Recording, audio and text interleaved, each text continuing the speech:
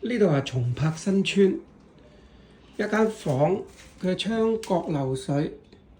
咁咧我哋鑿開咧呢位置咧，就發現咗呢度有2個窿，原來係嗰啲木屑嚟嘅，係啦。以上裝窗留低嘅，咁所以咧就漏水入嚟房間。咁我哋除咗打針之外咧，咁其實我哋都可以用呢一種方法，即係細心啲工作做嘢，咁咧就會揾到一個主要嘅原因，咁啊將佢解決啦，就唔一定要打針嘅，